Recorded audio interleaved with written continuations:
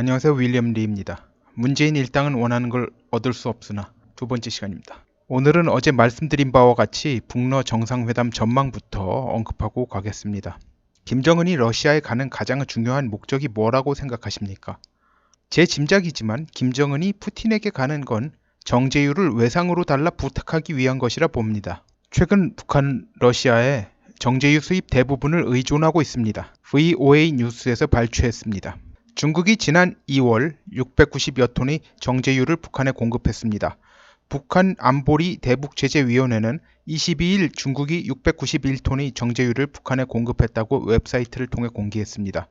안보리는 지난 2017년 채택한 결의 2397호를 통해 1년 동안 북한에 공급할 수 있는 정제유 상한선을 50만 배럴, 즉 6만 내지 6만 5천 톤으로 정했습니다. 2월 중국의 대북 정제유 공급량은 1월의 약 479톤에 비해 소량 증가한 규모입니다.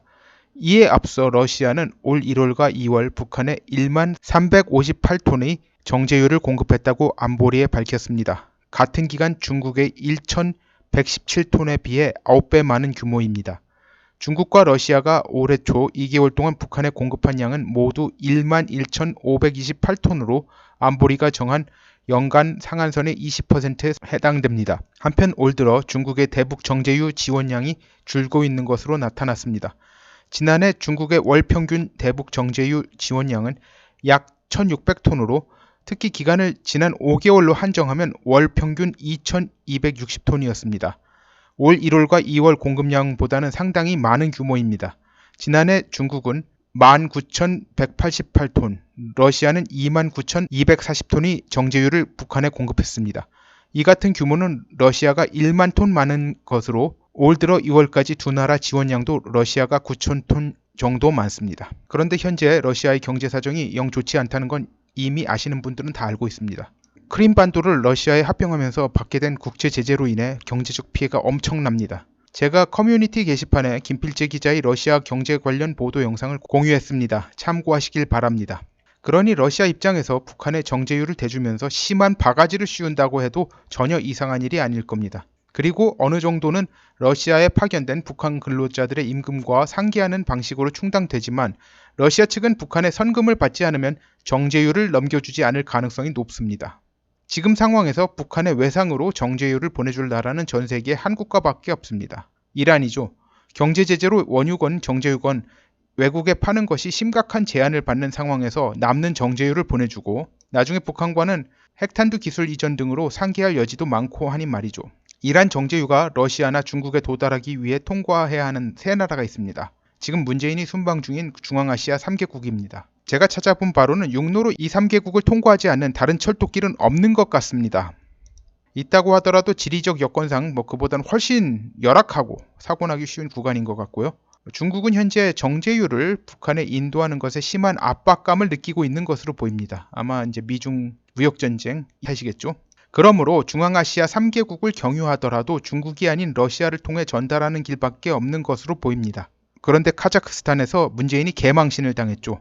카자흐스탄에서 수교 훈장을 주기로 했던 거 행사 1시간을 남기고 취소했습니다. 문재인 빠들은 아니라고 우기겠지만 이는 대놓고 한 지독한 분노와 경멸의 표시입니다. 국제 외교 관례상 도저히 있을 수 없는 모욕을 당한 겁니다. 참고로 문재인은 대통령 취임 이후 보통 이제 국가 원수가 외국 방문 시 쉽게 받을 수 있는 수교 훈장을 갖다 하나도 못 받았다고 합니다. 외국을 그리 많이 돌아다녔는데 말이죠. 이 정도면 국제적인 경멸을 받는 신세가 되었다 해도 과언이 아닙니다.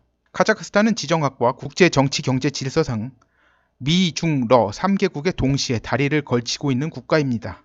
이 3개국 중 한 나라와 관계를 악화시키는 일은 극구 피하는 스탠스를 취하고 있습니다. 하지만 이미 10년 전에 러시아의 반감을 무릅쓰고 자국 내에 미군 기지를 유치했습니다. 다른 이유가 있는 게 아니죠. 러시아 보고 자기들과 국경 분쟁할 엄두 내지 말라고 한 포석입니다. 나자르바예프 전 대통령이 부패한 사람인지 모르지만 대단히 머리가 잘 돌아가던지 참모들을 잘 활용하든지 둘 다이던지인 것으로 보입니다. 이런 상황인데 문재인이 김정은을 위해 카자흐스탄에 무슨 청탁을 했는지 모르지만 전 대통령이자 여전히 카자흐스탄의 최고 실권자인 나자르바예프의 심기를 매우 심각하게 건드린 것으로 보입니다. 사실 이걸로 문재인의 시도는 허망하게 끝난 겁니다. 이 이유에 대해 여러 추정들이 나오지만 지금으로선 다음 가설이 가장 유력해 보입니다.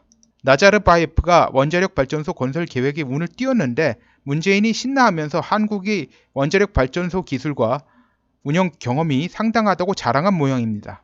그리고 한국이 건설에 참여하면 좋겠다 그런 말까지 덧붙인 모양입니다. 그런데 나자르바예프는 문재인이 한국에서 원전을 폐기한다 앞장서 밀어붙인 상황을 뻔히 알고 있었겠죠. 모를 리 있겠습니까? 이게. 그러니 자기를 우롱하려 한다고 엄청나게 열받은 모양입니다. 나자르바예프는 이명박이 대통령 시절 카자흐스탄 방문 시 마음이 통한다고 다 같이 벗고 사우나를 같이 했던 적이 있습니다. 죽이 잘 맞는다 생각하면 사우나도 같이 하지만 자기를 대놓고 우롱하려 든다고 생각하면 도저히 참지 않고 대놓고 경멸하는 스타일의 사람으로 보입니다. 이로 말미암아 이란이 정제유가 중앙아시아 3개국을 통과해 북한까지 가게 될 확률은 0에 무한수렴하게 되었습니다. 투르크메니스탄과 우즈베키스탄은 다른 두 나라가 열차 통과를 허용하면 자기들도 허용하겠다 정도 답을 주고 챙길 건 다 챙긴 뒤였을 겁니다. 카자흐스탄 입장에서 문재인과 김정은을 봐주기 위해 미국과 사이가 멀어질 아무런 동기가 없습니다. 문재인이 할 수 있는 건 주 카자흐스탄 러시아 대사관을 통해 러시아에 현금을 전달해주고 정제유를 북에 넘겨주라 하는 것인데 그래봤자 푸틴은 정제유 가격에 왕바가지를 씌워서 계산한 양만 줄 가능성이 높죠. 또한 북러 정상회담을 위해 블라디보스톡에 사전 작업차 파견되었던 북한 외교관이 벨라루스로 달아난 건 다른 이유가 아닐 겁니다. 돌아가면 죽을 수밖에 없는 상황이 되었겠죠. 계획적인 망명이 아닐 가능성이 높은 게 일단 회담이 성사된 시기 자체가 오래된 게 아닌데다가 미리 출장 계획을 알려주면 작심하고 도망갈 위험이 있으니 직전에 갑자기 임무를 부여하고 다녀오라고 했을 가능성이 높습니다. 정제유 가격을 깎지도 못하고 외상으로 정제유를 받게 해달라는 요청도 묵살되었을 가능성이 높죠. 이건 일종의 뇌피셜이지만 지금으로선 나름 일리가 있지 않나 봅니다. 다른 해석이나 추정을 하시는 분이 있으면 댓글로 달아주시기 바랍니다. 푸틴과 김정은은 서로를 지렛대로 하여 미국으로부터 뭔가를 얻어내겠다는 꿍꿍이인데 이 둘은 윈윈하기가 불가능 혹은 불가능에 가까운 상황이라고 할 수 있습니다. 일단 푸틴은 마음은 굴뚝 같겠지만 정제유를 외상으로 주거나 가격을 깎아줄 여지가 없다고 봐야 합니다. 경제적으로 너무나도 힘든 상황에 조금이라도 무리를 할 수 없습니다.